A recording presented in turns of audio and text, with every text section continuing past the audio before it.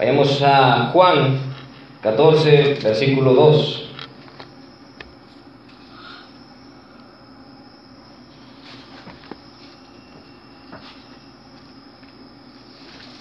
¿Cómo así que el destino eterno de la iglesia?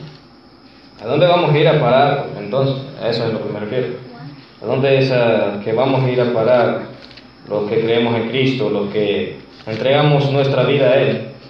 Y solo Él, porque es el único Salvador, obviamente, ya lo dice su palabra, el único mediador entre Dios y los hombres, y de hecho, Él fue quien murió por nosotros para pagar por nuestros pecados, no podría ser por alguien más. Pero, ¿cuál es el destino eterno de la iglesia? Porque es eterno, ya después, esta vida es pasajera, dura unos cuantos años, nosotros pensamos que son bastantes, pero la verdad pasan bastante rápido.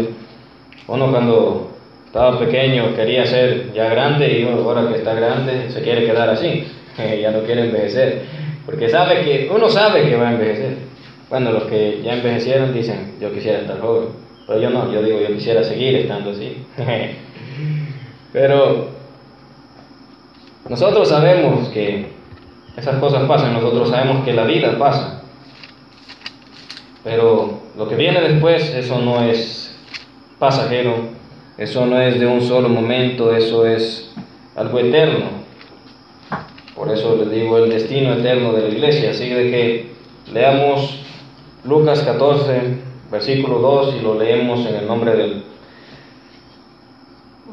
Juan. Sí. Juan 14, versículo 2, lo leemos en el nombre del Padre, del Hijo y de su Santo Espíritu. En la casa de mi Padre muchas moradas hay. Si así no fuera, yo os lo hubiera dicho. Voy pues a preparar lugar para vosotros. Inclinemos nuestros rostros. Buen Dios y Padre Celestial, gracias por tu palabra. Gracias porque en ella encontramos tus promesas, a las cuales nos podemos apegar porque sabemos que son fieles. Y lo queremos hacer, Señor. Queremos siempre esperar en ti, te queremos buscar honrar, Señor, a través, Señor, de responder a tu palabra, obrando de la manera que ahí está, Señor, escrito. Te agradecemos por esas promesas, Señor. Te glorificamos por ellas, porque son incomparables, como dice aquella alabanza. Incomparables promesas nos das, y en el cumplimiento nos gozaremos aún más con ellas. Te pedimos de que nos des sabiduría para hablar de esto, Señor, para hablar simplemente lo que tú dices y lo que es tu verdad. No hablar, Señor, cosas que salgan de nuestro pensamiento, sino simplemente lo que dice tu palabra. Enséñanos a través de ellas, y gracias de antemano, Señor, por todas esas cosas que habremos de ver, por poner nuestra confianza en ti. Te glorificamos y te oramos en el nombre de Cristo Jesús. Amén y amén.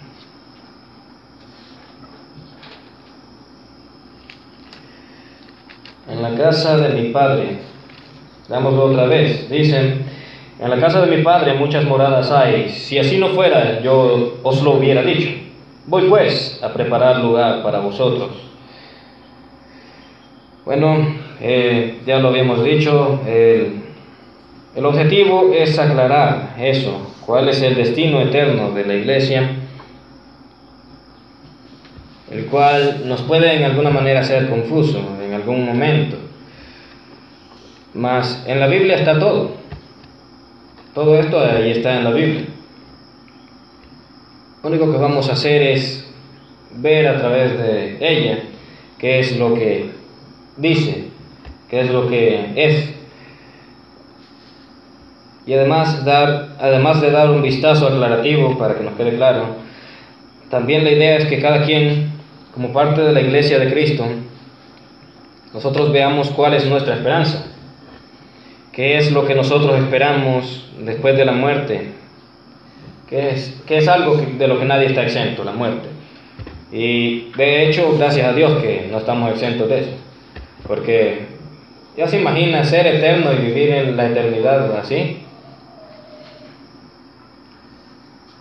Bueno, que alguien diría, a saber, pero tomando en cuenta todo lo que dice la palabra de Dios y que las cosas van a empeorar en vez de mejorar, y que el amor de muchos se enfriará y que los padres van a contender contra los hijos contra los padres, porque va a haber disensión en cuanto a las personas que buscan de Dios, se van a levantar oposiciones y todas esas cosas no van a mejorar, y se van a ver aún cosas peores de las que se ven en los últimos días. Entonces, si lo consideramos y lo vemos, y si nosotros en algún momento decimos, hey, hay situaciones que uno dijera, mejor Señor llévame, pues hay cosas que van a ser peores que las que nosotros hemos vivido. Entonces yo digo, qué bueno que nos vamos a morir, pero porque tenemos una esperanza. Pero hablemos de esa esperanza entonces. Hay una alabanza que a mí me llama bastante la atención, que se llama Your presence is heaven to me. O sea, tu presencia es el cielo para mí. Que me llama la atención en gran manera porque lo mejor de la salvación no es que nosotros vayamos a ir al cielo. Eso no es lo mejor, porque no es lo único que expresa la palabra de Dios. No es que nosotros vayamos a ir al cielo, eso no es lo único que dice la palabra de Dios, sino que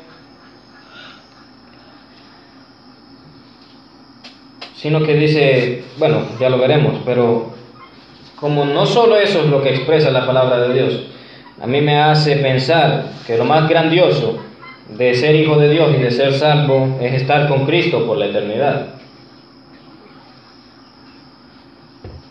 Porque lo que hace especial el cielo es que Dios esté allá y que Dios lo haga maravilloso. El cielo sin Dios también sería. El cielo sin Dios sería lo que es la tierra. Y peor. Porque Dios de alguna manera también va cuidando de las personas y dice, este lo voy a ocupar, lo voy a salvar. No, el Señor no ha abandonado a la humanidad. El diablo es el que gobierna el mundo. Pero Dios aún está sobre él, cuidando que las cosas no se salgan del plan que Él tiene. Así que yo les digo, lo maravilloso del cielo es que Dios ahí esté, y de que nosotros vamos a estar en el cielo, pero con Dios, con Cristo, con nuestro Señor. Eso es lo que me hace pensar esa alabanza. Tu presencia es el cielo para mí. Estar en la presencia del Señor. ¿Y qué? Entonces la Biblia no habla de que vamos a estar en el cielo. Sí habla la Biblia de eso, pero el destino eterno de la iglesia vamos a hablar ahora. No solo de un momento, porque en realidad el cielo no va a ser para siempre, que nosotros estaremos ahí. Así que iniciemos por donde tenemos que iniciar. ¿Por dónde? Por el inicio. Leamos lo que dice ahí Juan 14:2. En la casa de mi Padre muchas moradas hay. Si así no fuera, yo os lo hubiera dicho. Voy pues a preparar lugar para vosotros. Cristo había de ir al cielo, que ahí es donde hay muchas moradas. En otra versión dice mansiones. Que iría a preparar lugar, ¿para quién? Para los discípulos. Mas no solo ellos habrían de recibir ese privilegio. No solo los discípulos. ¿Aquí con quién estaba hablando? ¿Con quién estaba hablando en el versículo 2? Con los discípulos de Él. En la casa de mi Padre muchas moradas hay. Si así no fuera, yo os lo hubiera dicho. Voy pues a preparar lugar para vosotros. No estaba hablando con nosotros no habíamos nacido. Pero eso no significa que nosotros no entremos en eso. Aquí sí está hablando del cielo. En la casa de mi Padre. Está hablando del cielo, y está hablando de que allí hay bastantes moradas.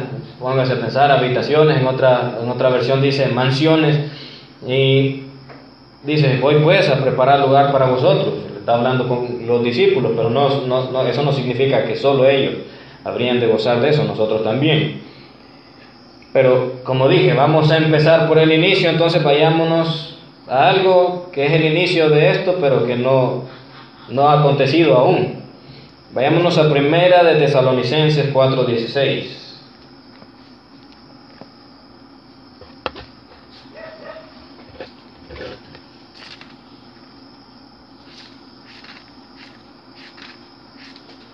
Fíjense que de hecho hay personas que sí van a ser salvas y no van a ir al cielo.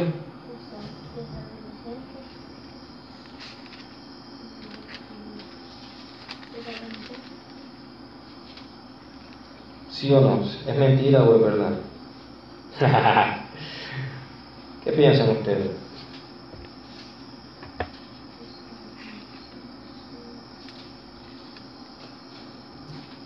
¿Qué harían ustedes si alguien les pregunta eso? O les dice eso.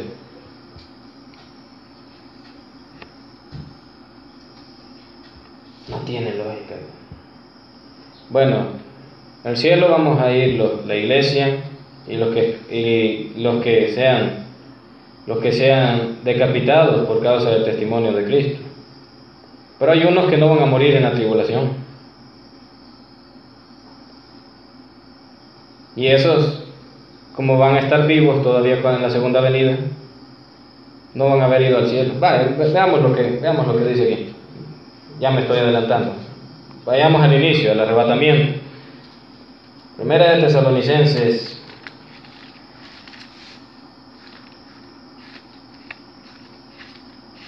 Eso ya es analizando, poniéndose uno así analítico, que no llega a esas conclusiones.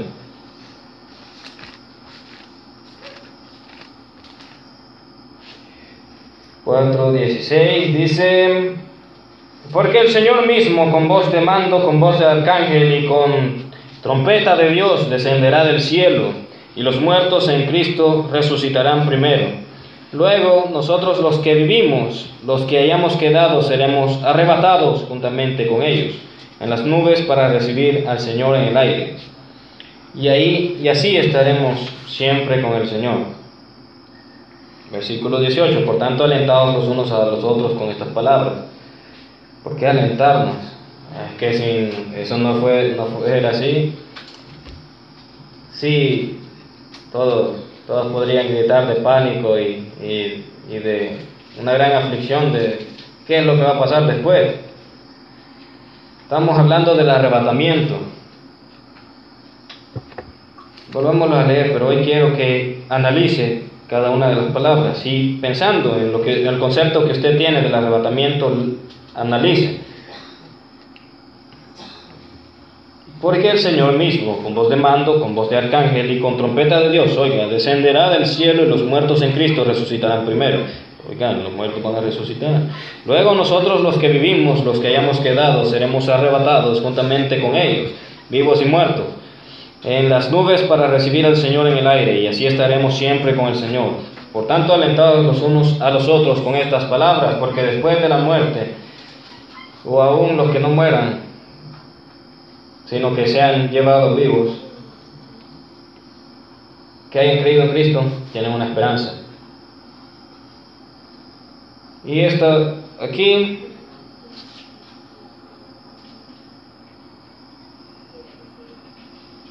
¿qué es lo que ustedes piensan? ¿A dónde es que iremos en el arrebatamiento? Al cielo. Vaya, el inicio, estamos en el inicio, claro que sí.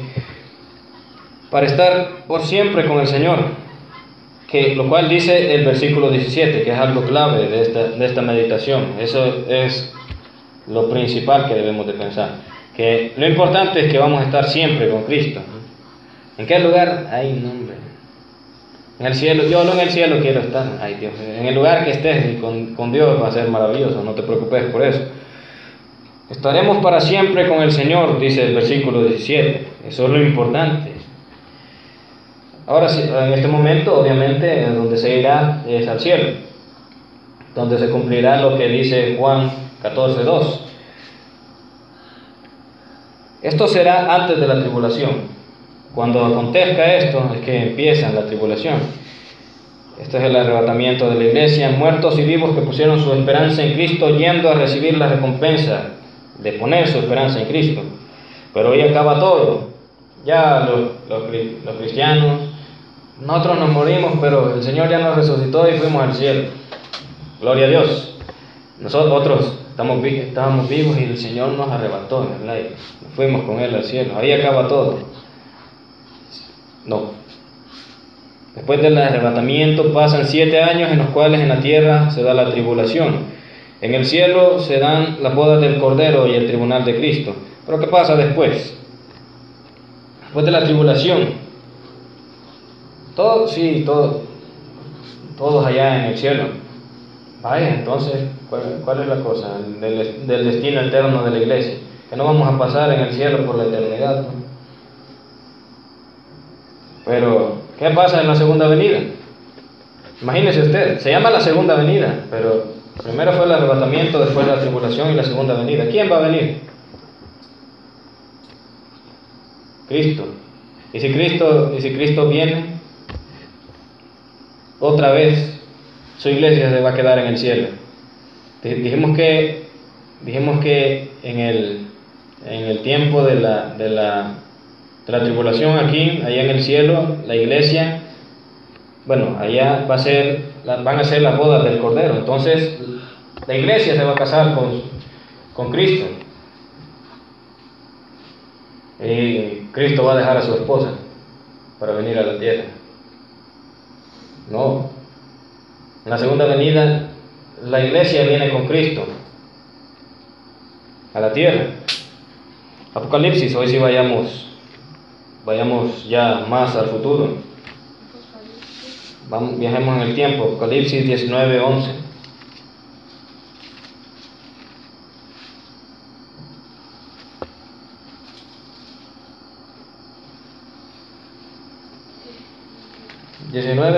al 14.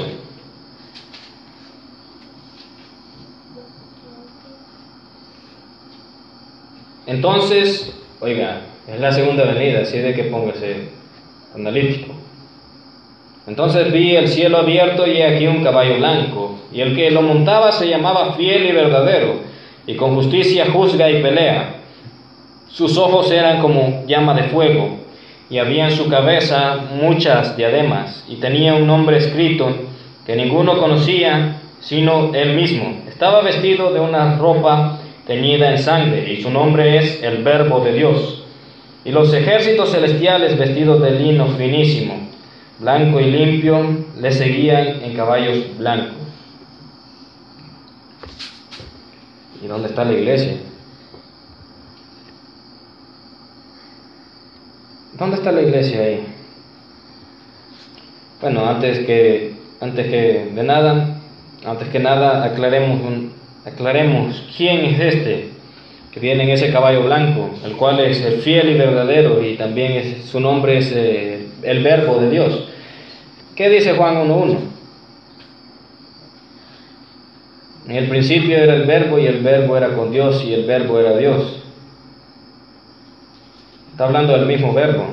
Y después cuenta lo que pasó con el Verbo de Dios y que habitó entre nosotros. Y el Verbo se hizo carne. Todas esas cosas. Si quiere puede leer todo Juan 1 y se va a dar cuenta de quién es, que obviamente es Cristo Jesús. Aquí viene Cristo, la segunda venida. Y entonces, ¿dónde está la iglesia ahí? Vaya, entonces para entender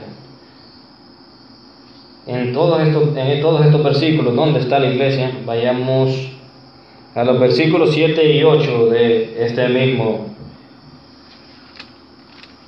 capítulo, que dice: gocémonos y alegrémonos y démosle la gloria, porque han llegado las bodas del Cordero, y su esposa se ha preparado, y a ella se le ha concedido que se vista de lino fino, limpio y resplandeciente, porque el lino fino es las acciones justas de los santos. Oigan, ¿y los que venían con Jesús, cómo andaban vestidos?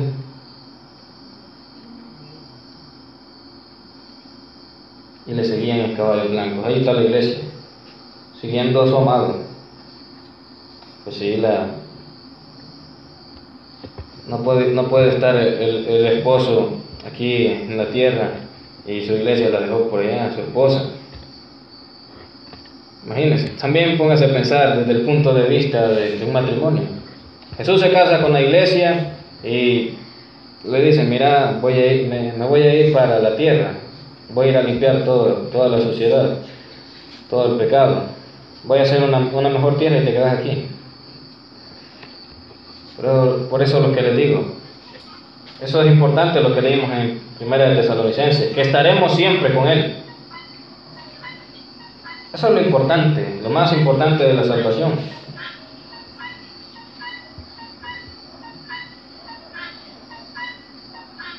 Entonces, versículo 14, son los santos de Dios, y los santos de Dios no son los apóstoles, no, todos los que lo han recibido, todos los que han creído en Él. Así nos llama el Señor. ¿Y santos por qué? Si nosotros somos más pecadores que eso. Es que el Espíritu Santo nos santifica. Cuando nosotros lo recibimos, nos aparta para Él, como pertenencia de Dios. Y también nosotros debemos de irnos apartando para Él cada día. Pero sobre los tipos de santidad hablemos otro día. Y porque ya se me olvidó el tercero.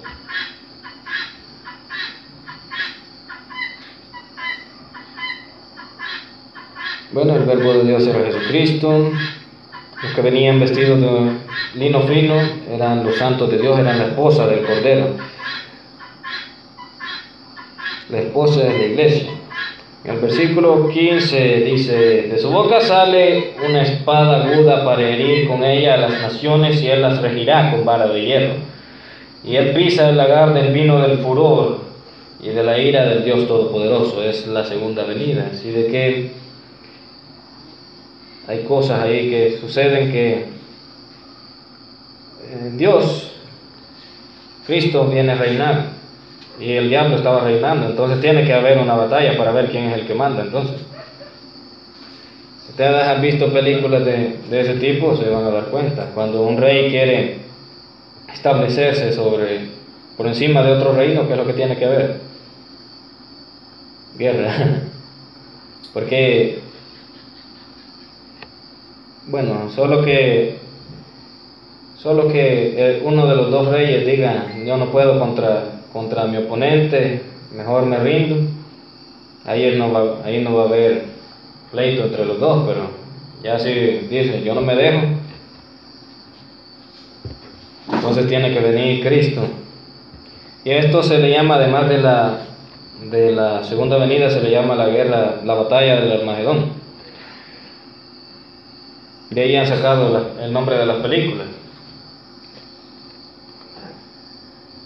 Pues sí, ¿para qué la espada? Aquí dice: de su boca sale una espada aguda. Entonces, ¿para qué la espada? Es para la batalla del Armagedón. Aquí Cristo, Dios, viene a establecer su reino en la tierra. Pero para eso tiene que acabar con el reino del diablo. Entonces, ¿qué podemos ver aquí? Volvamos a Juan 14. Juan 14, 2. Ya sabemos qué es lo que pasa en la segunda venida, pero enfoquémonos.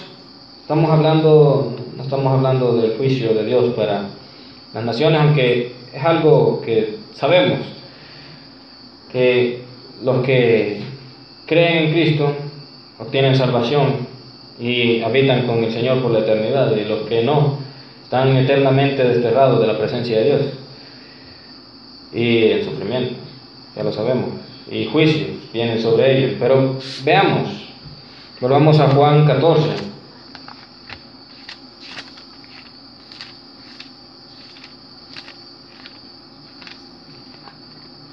Juan 14, 2 dijimos. Dice: en la casa de mi Padre muchas moradas hay, si así no fuera, yo os lo hubiera dicho. Voy pues a preparar lugar para vosotros. En el versículo 3: y si me fuere y os prepararé lugar, vendré otra vez, y os tomaré a mí mismo, para que donde yo estoy, vosotros también estéis. Aquí eso es lo que quiero que nos enfoquemos. En la segunda venida, la iglesia viene con Cristo, para que se cumplan estas palabras. Porque Cristo, en el arrebatamiento, se llevó a su iglesia, para que donde Él estuviera, ellos estuvieran. Entonces, si Cristo venía a la tierra en la segunda venida, ¿qué había de acontecer? Se debían cumplir esas palabras, que donde Él estuviera, su iglesia tenía que estar. Entonces, ¿qué pasó? No nos quedamos en el cielo, no nos preocupemos por eso. Entonces vamos a venir en la segunda venida con Cristo, cuando Él venga a establecer su reino milenial aquí en la tierra. Milenial, ¿y eso qué es?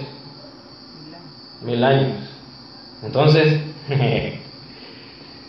esto es bien interesante. Por eso lo que les digo, lo importante son estas palabras, que estaremos siempre con Él, como decía en 1 de Tesalonicenses, y como dice aquí, donde yo estoy, vosotros también estéis. Porque en la Biblia, como ya se los he mencionado anteriormente, no habla solamente del cielo, como el lugar donde nosotros habremos de estar con Cristo, ni solamente habla de ese reino milenial. Pero qué bonito saber esto. Si no estamos en el cielo, no importa. La promesa principal es esta, que nosotros habremos de estar donde Él esté.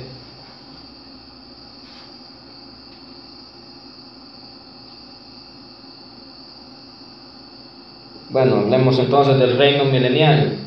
Esto es después de la segunda venida, cuando el Señor viene, le pega una de sus patadas al diablo, a todos los que lo seguían, y Él dice, aquí yo mando. Vayámonos a Apocalipsis capítulo 20.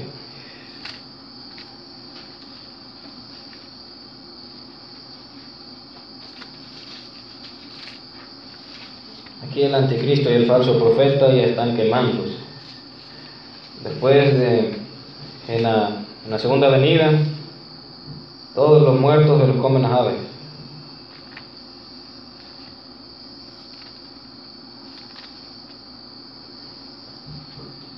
Que Dios es amor, pero como no queremos amor. Los que no quieren ver la cara de Dios del amor tienen que ver la del fuego consumidor.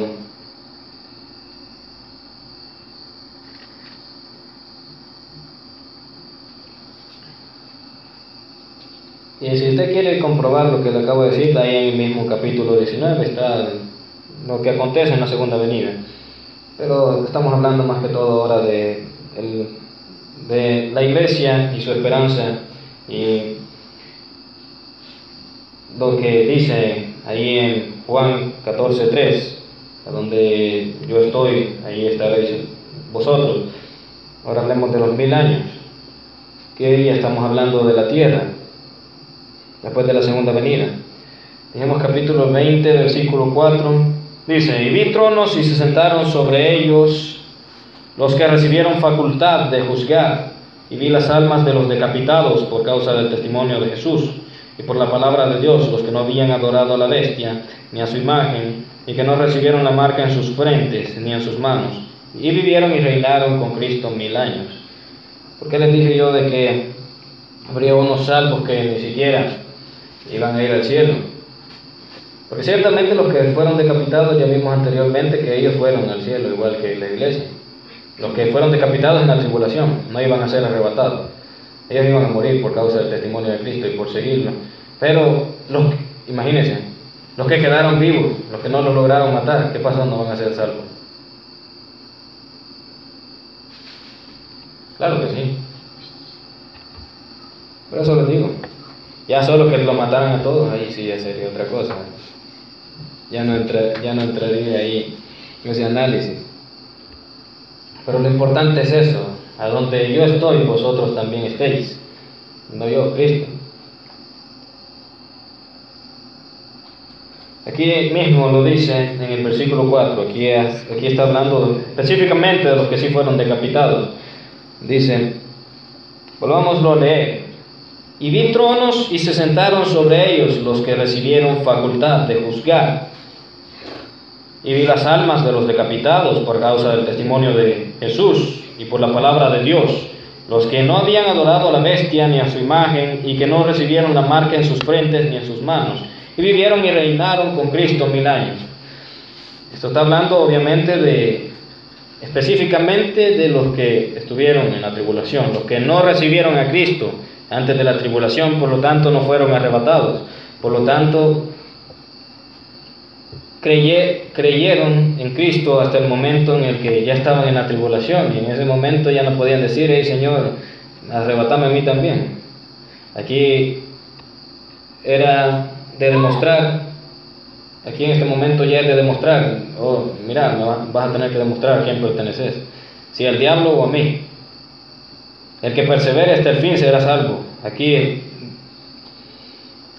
de eso está hablando. Esas palabras están hablando de esto. El que persevere hasta el fin será salvo. Está hablando de la tribulación. Está hablando de los que se quedaron. ¿Pero por qué se quedaron? Porque no eran de la iglesia.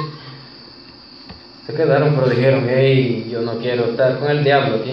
No importa que no coman ni nada, yo mejor me voy con Cristo. Ya me di cuenta que los cristianos tenían razón. Yo por burro es que no reaccioné y dije: voy a buscar y seguir a Cristo. O dije: voy a esperar hasta después, cuando lo sienta, cuando sienta algo ahí en el interior. Si algo de lo que no podemos ser ajenos, a lo que no podemos ser ajenos, es a la necesidad de Dios. Y es por eso que no hay que esperar nada para buscarle. Pero sucedió y sucederá, mejor dicho, que habrá unos que digan: no, yo no quiero nada con Dios. Eso que dicen los cristianos es mentira. No va a haber ningún arrebatamiento, no va a haber ninguna tribulación. Esto del coronavirus ya va a pasar y después las cosas van a ser mejores. Habrá personas que lo digan así ya cuando todos se vayan. Ahí era verdad. Ahí están diciendo quizás que quizás algunos alienígenas se llevaron a esta gente, pero yo creo que tenían razón, porque todos eran cristianos. Entonces el que está gobernando ahorita, que dicen que es la máxima autoridad, debe ser el diablo. Y si yo me dejo poner esa marca, estoy entregando mi vida al demonio. Estoy diciendo que yo soy de él. Entonces mejor no. Yo no me quiero ir al infierno. Ya vi que es verdad todo, entonces no. Y mejor me corro de. Y lo van a andar persiguiendo. Y tal vez lo maten. Pero no, yo con Cristo me voy. Yo le pertenezco a Cristo. Algo tardecito va, pero todavía va a funcionar. Va a ser más difícil, pero todavía. Y se muere y sí, se va con el Señor. Y aquí habla de sus almas.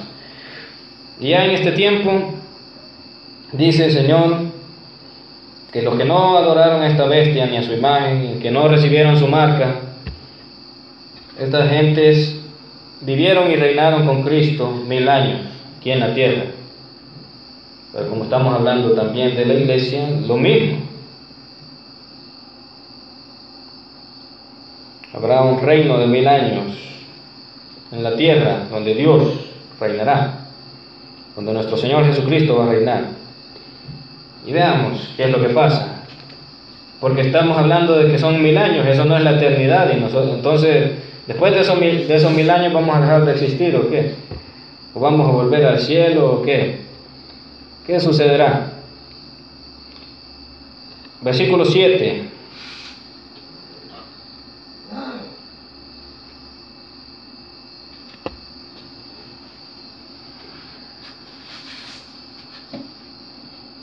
Quiero ver.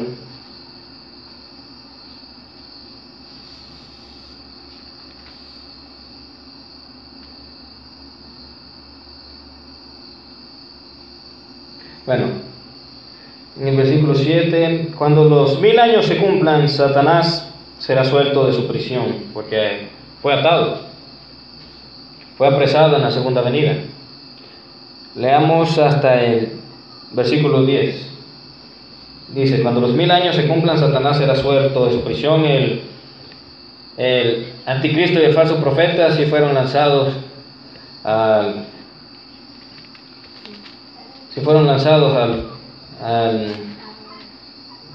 bueno, eso pasó en el capítulo 19. Bueno, leámoslo. Dicen: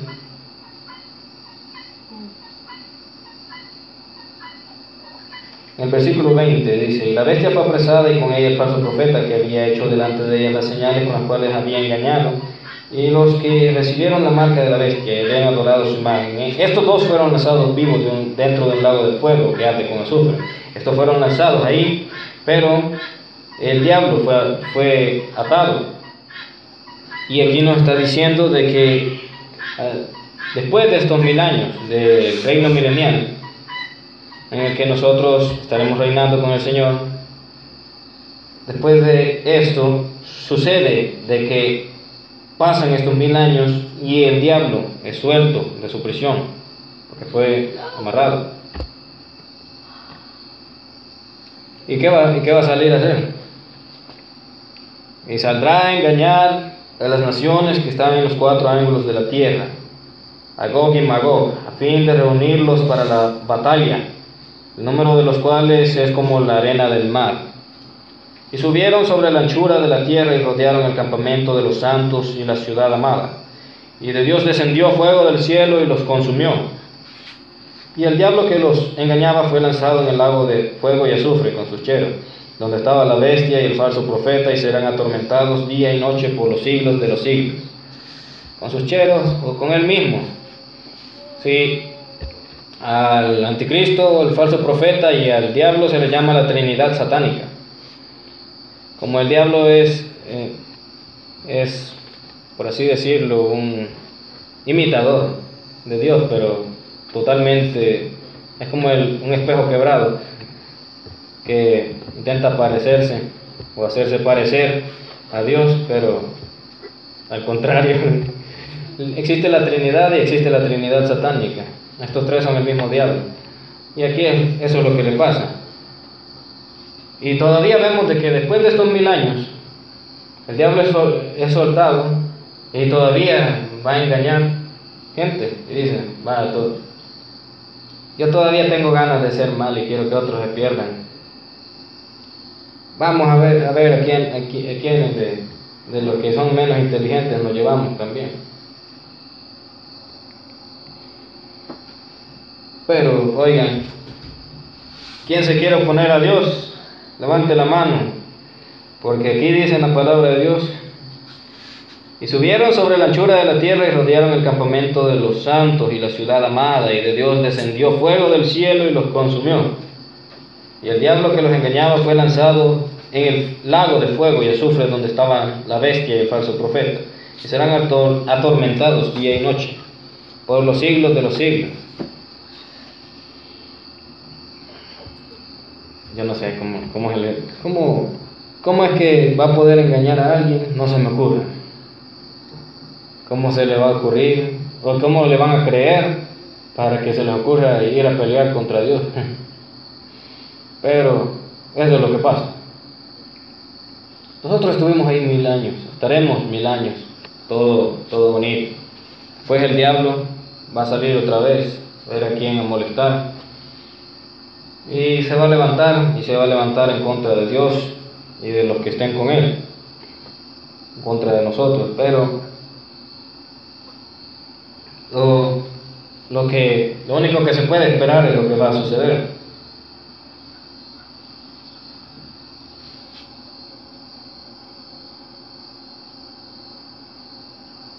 Y entonces, luego, para que terminen de ser las cosas como deberían de ser, va a suceder esto. El final de todo va a ser la nueva Jerusalén.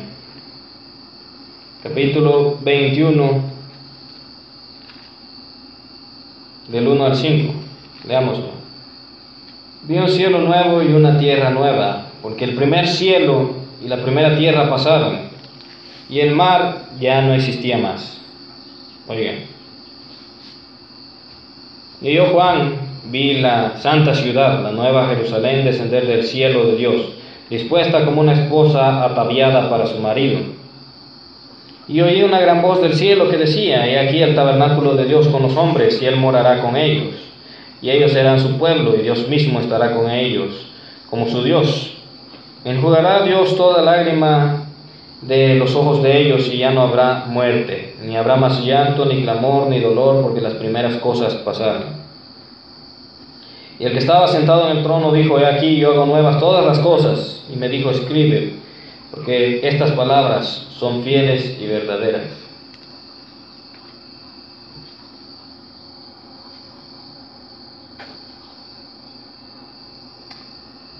Esa es la Nueva Jerusalén. Después de esto habla de otro lugar. No, ya no habla de otro lugar. Pero, oigan, dice de que el cielo, el primer cielo y la primera tierra habían pasado, el mar ya no existía más.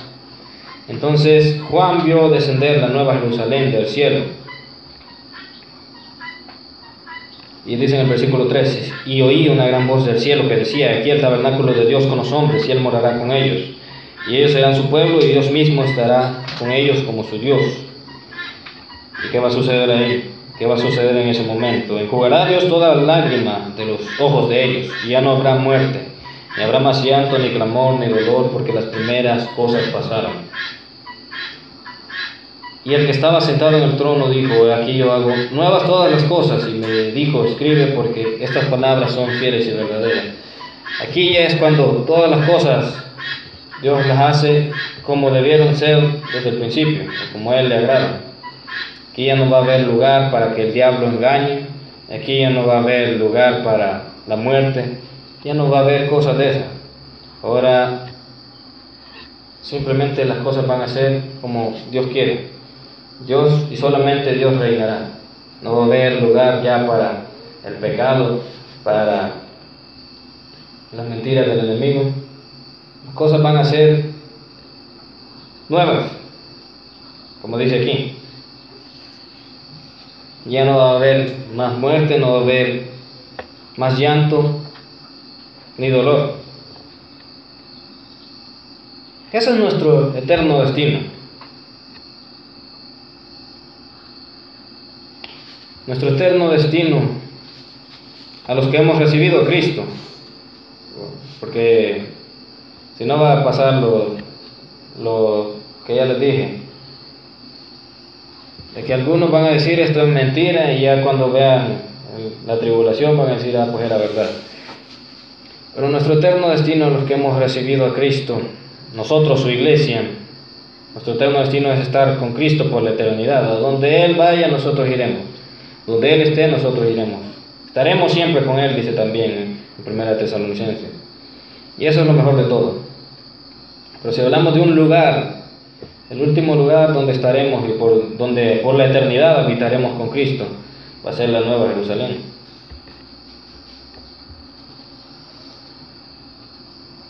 Y esa es nuestra esperanza. No un lugar en específico, sino estar en la presencia de Él por la eternidad, habitar con Él, con nuestro amado, como nuestro esposo, porque nosotros como la iglesia vamos a ser la esposa. Y eso es todo. Ay Dios, solo imagínense. Y dijera Dios: ¿y qué te mereces vos? Fuera cayendo el fuego del cielo. Dice: voy a consumir a todos los que se parezcan a los últimos de los que hablaba ahí. No, esa es simplemente la gracia de Dios, porque nosotros somos indignos.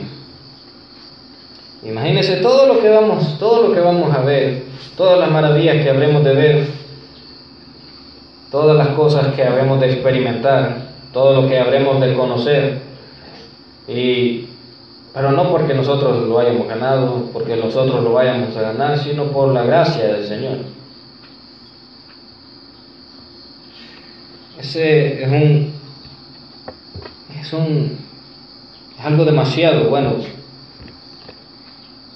y hay que agradecerle a Dios porque Él nos da y nos ha dado ese privilegio, porque desde ya nos dio vida eterna, aunque no hayamos muerto, aunque aún estemos vivos en esta carne. Nosotros ya sabemos que el Señor nos ha dado vida eterna y nos va a dar tantos grandes privilegios que nosotros jamás hubiéramos imaginado o jamás podríamos alcanzar fuera de Cristo. Así que inclinemos nuestros rostros y agradezcámosle a nuestro Señor por eso. Buen Dios y Padre Celestial, gracias porque en verdad tu presencia, Señor, es el cielo para nosotros. Es, Señor, lo más importante. Hemos aprendido hoy que se cumplan esas palabras que están en 1 de Tesalonicenses, Señor, y en Juan 14, que nosotros estemos donde tú estés, que estemos para siempre contigo, Señor. Eso es lo mejor, eso es nuestra esperanza. Fuera de ti no hay esperanza, mas en ti hemos encontrado esa esperanza que es maravillosa, Señor, hasta el extremo, de tal manera que no podemos ni imaginar todo lo que habrá de acontecer en esto, Señor.